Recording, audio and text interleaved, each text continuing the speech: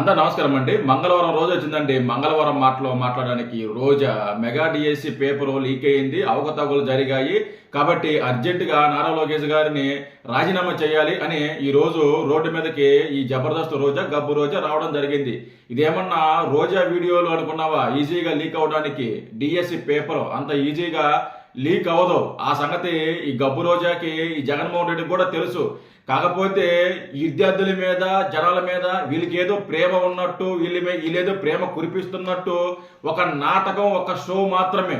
ఈరోజు రోడ్డు అంటే mega DSC paper leak అయింది, నారా లోకేష్ గారు రాజీనామా చేయాలి అని విద్యార్థులందరికీ పిలుపునిచ్చారు. ఒక్క ఈ విద్యార్థి కూడా వాళ్ళ ఎంత రాలా, కేవలం వాళ్ళ కార్యకర్తలు పేటీఎం కార్యకర్తలు ఎవరైతే ఉన్నారో వాళ్ళ పేటీఎం కార్యకర్తలే వెనకాల వేసుకొని ఈ గబ్బు రోజా పెద్ద పెద్ద మొదటి మాటలు మాట్లాడుతోంది. ఒకసారి ఈ గబ్బు రోజు ఏం మాట్లాడుతుంది అనేది వినిపిస్తా, వినండి. పేపర్ లీక్ అయిందంట. ఈ వీడియోలు లీక్ అంత ఈజీగా పేపర్ లీక్ అవుద్దా రోజా? ఈరోజు విద్యాశాఖ మంత్రి నారా లోకేష్ గారు, తెలుగుదేశం పార్టీ జనసేన పార్టీ నాయకులు వారి అవినీతి కోసం ఈ రోజు ఎంతో మంది జీవితాలని నాశనం చేశారు ఈ డిఎస్సి ఎగ్జామ్ ద్వారా కూడా తెలియజేసుకుంటున్నారు. ఎందుకంటే అధికారంలోకి వచ్చాక 20 లక్షలకి పైగా ఉద్యోగాలు ఇస్తానన్న పెద్ద మనిషి కనీసం 16,000 పోస్టులకి సక్రమంగా ఎగ్జామ్ గాని నిర్వహించలేక పేపర్ లీకేజ్ ఎలా జరిగింది. ఆ తర్వాత పేపర్ లీక్ అయిందని నీ అమ్మ మొగుడు చెప్పాడా? పేపర్ లీక్ అయిందని నీ అమ్మ మొగుడు చెప్పాడు రోజా? చెప్పు. నీ అమ్మ మొగుడు అంటే బూత్ కాదులే, మీ నాయన చెప్పాడని అర్థం దీనికి. పేపర్ లీక్ అయిందని మీ నాయన చెప్పాడా, మీ అయ్యి చెప్పాడా? పేపర్ లీక్ అయినట్టు నువ్వు గనక చూపించి మాట్లాడు. ప్రస్తుతం పేపర్ ఎక్కడ లీక్ అయింది, ఎలా లీక్ అయింది, ఈ లీక్ అయిన పేపరు ఎవరి ద్వారా స్టూడెంట్స్కి వెళ్ళింది, లేకుంటే ఇంకోరికి ఎలా వెళ్ళింది అనేది ఆధారాలతో సహా నువ్వు బయటపెట్టు. నువ్వు దమ్ముంటే, నువ్వు గనక మీ నాయుడు కానీ నిజంగా దమ్ముంటే, మీది నిజమైన రాజకీయ పార్టీ అయితే దమ్ముంటే ఆధారాలు బయట పెట్టండి. ఆధారాలు బయట పెట్టరు. ఎందుకంటే అక్కడ బొచ్చు ఏం జరగల, ఆడ బొచ్చు ఏమి జరగల, ఆడ పేపర్ లీకేజ్ గల ఏమి గల. మెగా డిఎస్సి జరిగి సంవత్సరం అవుతుంది. సంవత్సరం రోజులైనా గాడుదలు కాస్తున్నారా? ఒకవేళ జరిగితే అడ్డగాడుదలైనా కాస్తున్నావా? ఏం మాట్లాడకూడదా? అప్పుడు మాట్లాడకూడదా? పేపర్ లీక్ అయిందని చెప్పేసి సంవత్సరం రోజులు ఎందుకు ఏం చేసావు? మాట్లాడొచ్చు కదా. ఈరోజు నీటి పేపర్ లీక్ అయింది, కేంద్ర విద్యాశాఖ మంత్రి రాజీనామా చేశాడు కాబట్టి మనం కూడా నారా లోకేష్ గారు అంటే డిఎస్సి పేపర్ లీక్ అయింది, మనం కూడా ఒక రాజకీయం ఒక 4-5 రోజుల పాటు ఒక రాజకీయం చేద్దామని చెప్పేసి. సిగ్గుందా నీకు అసలుక? ఇంకేమన్నా మాట్లాడు, నీ సంగతి చెప్తా, మాట్లాడు. నీ ఉందా మార్చి ఏ విధంగా స్పోర్ట్స్ కోటాని అబద్ధం చెప్పి వాళ్ళ అనుయాయులకి అవినీతి కోసం డిఎస్సి పోస్టుల్ని రిక్రూట్ చేశారో మనం కళ్ళారా చూసాం. అండ్ ఈ రోజు సిగ్గు లేకుండా ఇదిగో రోడ్డు మీదకి వచ్చింది. సిగ్గు లేకుండా రోడ్డు మీదకి వచ్చింది. సిగ్గుంద రోజు నీకు? ఆ ప్యాలెస్ లో కూర్చొని జగన్మోహన్ రెడ్డి ఏ స్క్రిప్ట్ ఇస్తే ఆ స్క్రిప్ట్ చదివేసేయడమేనా? ఆ స్క్రిప్ట్ ఫాలో అయిపోవడమేనా? సిగ్గుమాలిదానా. సిబిఐ విచారణ చేయమంటే పట్టించుకోకుండా తిరుగుతున్నారు. ఈ రోజు డిఎస్సిలో ఏది బొచ్చాడు? ఏం జరిగిందని బొచ్చు? ఏం జరిగింది? పలానా జరిగింది. ఏం జరిగింది నాకు అర్థం కదా రోజా? ఏం జరిగింది చెప్పు. మెగా డిఎస్సి పేపర్ ఎక్కడ లీక్ అయింది? అదే కదా మేము స్టార్టింగ్ నుంచి మీరు ఆరోపణ చేసిన కాడి నుంచి మేము అదే కదా అడిగేది. పేపర్ ఎక్కడ లీక్ అయింది, ఎక్కడ లీక్ అయింది, లీక్ అయినట్టు మీ దగ్గర ఆధారాలు ఏమున్నాయి? చూపించి మాట్లాడు. అలా మాట్లాడవు. సరే, రేపు పొద్దున అలా అసెంబ్లీ జరుగుతాయి. ఈ నెక్స్ట్ మంత్లోనో అవతలోనో ఎలా అసెంబ్లీ సెక్షన్ జరగదు కదా. మీ దగ్గర ఆధారాలు ఏమున్నాయో పోయి అసెంబ్లీలో మాట్లాడొచ్చు కదా. దమ్ముంది కదా. మీ బతుకులకి అధికారంలో ఉన్నప్పుడు ఒక్క డిఎస్సి పోస్ట్ కూడా భర్తీ చేయాల. మీ బతుకులకి ఒక్క డిఎస్సి ఉద్యోగం కూడా ఇవ్వాల నువ్వు. మీరు వచ్చి డిఎస్సి గురించి మాట్లాడుతుంటే జనాలు చెప్పులతో కొడతారు, మిమ్మల్ని చెప్పులతో కొడతారు. మేము అధికారంలోకి వచ్చినప్పుడు డిఎస్సి ఇచ్చేస్తాము, ప్రతి డిఎస్సి నెల సంవత్సరం రిలీజ్ చేస్తాము, జాబ్ కార్డ్ రిలీజ్ చేస్తామన్నారు. మీ బతుకులకి ఒక్క డిఎస్సిని ఇచ్చారా? అప్పుడు గుర్తు రాలేదా? చదువుకున్న యువత 5 సంవత్సరం వల్ల సంఖ్య నాకు ఇచ్చారు కదా. ఇదిగో ఈ సంవత్సరం ఇస్తారు, ఈ సంవత్సరం ఇస్తారు, ఈ సంవత్సరం ఇస్తారని చెప్పేసి 5 సంవత్సరాలు వాళ్ళని నేల నాకు ఇచ్చేశారు, సంక నాకు ఇచ్చారు వాళ్ళని. ఏం మాట్లాడు, ఇంకా ఉంది మాట్లాడు, ఈ సంగతి చెప్తావు ఇలా. ఉద్యోగం రావాల్సిన వాళ్ళు రాక రోడ్డు మీదకి వచ్చి ఏడుస్తుంటే కనీసం వాళ్ళని పిలిచి ఏం జరిగింది అని కూడా తెలుసుకోవాలన్న ఉద్దేశం లేకపోవడం అనేది చంద్రబాబు నాయుడు, లోకేష్ అహంకారం. ఏమి జరిగిందని కంట్రోల్, కూల్ కూల్ కూల్ రా. నేను అంటే మీరు ఆరోపణలు చేశారు మెగా డిఎస్సి పేపర్ లీక్ అయిందని.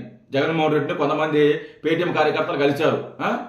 దాని తర్వాత ఎవరైతే ఆ ప్రభుత్వం ఉందో ఆ ప్రభుత్వము ఆధారాలతో సహా నిరూపించింది, ఇదిగో వీళ్ళకి ఇందువల్ల ఉద్యోగం రాలేదు, వీళ్ళు ఈ పేపర్ డాక్యుమెంట్స్ని సబ్మిట్ చేయలేదు, అందుకే వీళ్ళకి ఉద్యోగం రాలేదు, వీళ్ళ ప్లేస్లో ఏదో వాళ్ళకి వచ్చింది అని చాలా క్లియర్గా చెప్పారు, చాలా క్లియర్గా చెప్పారు.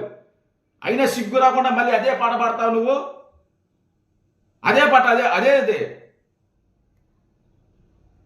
అని కూడా ఈ సందర్భంగా తెలియజేసుకుంటున్నాను. కానీ నువ్వు 16,000 ఉద్యోగాలను కూడా సక్రమంగా ఇవ్వకుండా నారా లోకేష్ అంటే నారా లీకేష్ అన్న విధంగా ముందుకు వెళ్ళావు. లీకుల గురించి మనం మాట్లాడాలి రోజా. మన మన మన లీకులు, మన వ్యవహారాలు, మన పబ్బులు, మన బి గ్రేడ్ సినిమాలు, లీక్ అయిన సినిమాలు మనమే మాట్లాడాలా. మన సినిమాలు లీక్ అయినాయి కదా, మన వీడియోలు లీక్ అయినాయి కదా, అలాగే మెగా డిఎస్సి పేపర్ కూడా లీక్ అవ్వద్ది. అంత ఈజీ కాదు, నీ వీడియోలు లీక్ అవ్వడం పెద్ద విషయం కాదు, ఈజీగా లీక్ చేయొచ్చు. డిఎస్సి అనేది లీక్ చేయరు, అలా అంత ఈజీ కాదు. దానికంతా ఒక సిస్టమ్ ఉంటుంది, వ్యవస్థలు ఉంటాయి, ప్రభుత్వం ఉంటుంది, అధికారం ఉంటుంది. చాలా పెద్ద ఇష్యూ అది, చాలా పెద్ద సబ్జెక్ట్ అది. అంత ఈజీగా మెగా డిఎస్సి పేపర్ లీకేజ్ కాదు కాదు. ఒకవేళ అయ్యింది అని మీరు అంటున్నారు, నారా లోకేష్ గారు రాజీనామా చేయాలంటున్నారు. సరే చూపించు, ఆధారాలు చూపించు, ఆధారాలతో వెళ్ళు, ఆధారాలతో ప్రెస్ మీట్ పెట్టు, ఆధారాలకు వెళ్ళి కోర్టుకి వెళ్ళు, నువ్వు ఆధారాలను నిరూపించు. తర్వాత చూద్దాము రాజీనామా చేస్తారా లేదని చెప్పి తర్వాత చూద్దాము. మీ బతుకులకి ఒక్క ఉద్యోగం కూడా ఇలా మీరు మెగా డిఎస్సి పేపరు అంటే మెగా డిఎస్సి ఉద్యోగాలు ఇస్తా అని చెప్పేసి అధికారంలోకి వచ్చి అదే మెగా డిఎస్సి అభ్యర్థుల్ని మీరు నాశనం చేశారు. వాళ్ళు భవిష్యత్తుతో ఆడుకున్నారు, వాళ్ళ ఏజ్ పారైంది, ఒక్క ఉద్యోగం కూడా ఇవ్వాల. మరి ఏ మొహం పెట్టుకొని ఈరోజు రోడ్డు మీదకి వచ్చారు విద్యార్థుల తరపున మేము పోరాడుతున్నామని? మీకు విద్యార్థుల మీద అంత ప్రేమ ఉంటే మీరు అధికారంలో ఉన్నప్పుడు ఎందుకు ఇవ్వలేదు మెగా డిఎస్సి? ఎందుకు ఇవ్వలేదు జాబ్ క్యాలెండర్? ఎందుకు ఉద్యోగాలు భర్తీ చేయలేదు, ప్రభుత్వ ఉద్యోగాలు భర్తీ చేయలేదు? దాని గురించి మాట్లాడే దమ్ముందా నీకు? దాని గురించి మాట్లాడతారా? అరే అధికారంలోకి వచ్చిన మొదటి సంతకమే మెగా డిఎస్సి మీద పెట్టి మెగా డిఎస్సి నోటిఫికేషన్ ఇచ్చి 16,400 ఉద్యోగాలు భర్తీ చేశారు. రెండో నోటిఫికేషన్ ఇచ్చారు. మీరు అధికారం ఉన్నప్పుడు ఏమీ లేదు కదా. సిగ్గు, శరం, లజ్జ, మానం, మర్యాద ఏమీ లేవు, ఏమీ లేవు. ఇంత దిగజారి రాజకీయం ఎలా చేస్తున్నారో నిజంగా నాకు అర్థం కాల. అసలు మీరు మనుషులా రాక్షసులా లేకుంటే నువ్వు ఊర పందివే అర్థమే కాదు. అసలుకి ఊర పందైనా చెబితే ఏంటదేమో ఒకసారి జబర్దస్త్ రోజు నువ్వు వినేటట్లేవు. క్షమించాలి ఇలాంటి భాష మాట్లాడేందుకు. అంటే తప్పు జరిగిపోయినా తప్పు జరిగిందని మాట్లాడటం ఎంతవరకు కరెక్ట్? అది నా question. Mega DSC paper leak అయింది, మీ దగ్గర ఆధార్ ఉంటే చూపించండి, తీసుకెళ్ళి మాట్లాడండి. మన దగ్గర ఏమి ఉండవు. నాకు వస్తున్నాయి, అందుకే కంట్రోల్ చేసుకుంటున్నా, అందుకే ఆ గ్యాప్ ఇచ్చి మాట్లాడుతున్నా. అంటే బాధ అంటే ఇంత కష్టపడి మెగా డిఎస్సి ఉద్యోగాలు, రాష్ట్ర అభివృద్ధి, ఇప్పుడిప్పుడే రాష్ట్రం బాగుపడుతుంది, ఇప్పుడిప్పుడే ఉద్యోగాలు వస్తున్నాయి, ఇప్పుడిప్పుడే పరిశ్రమలు వస్తున్నాయి, రోడ్లు బాగుపడుతున్నాయి, వ్యవస్థలు బాగుపడుతున్నాయి, డ్రైనేజ్ సిస్టమ్ బాగుపడుతుంది, వాటర్ సప్లై బాగుపడుతుంది, అన్ని రకాలుగా అభివృద్ధి చెందుతుంటే ఇలాంటి సమయంలో ఇలాంటి చిల్లర రాజకీయం చేస్తుంటే సామాన్యుడిగా ఒక ఆంధ్రప్రదేశ్ ఓటర్గా నిజంగా కోపం వస్తుంది, బాధేస్తుంది. ఆ బాధలో ఒకటో రెండో పదాలు అభ్యంతరకరమైన పదాలు దొరలొచ్చు, కానీ దాని వెనకాల ఉన్న ఆవేదన ఎమోషన్స్ అర్థం చేసుకుంటారు జనాలు. సిగ్గు జరబదులేసి ఈరోజు పెద్ద ఇదిలాగా బయటకు వచ్చి మాట్లాడుతుంది. సిగ్గులేని బతుకులు మీ బతుకు జాడ. Thank you.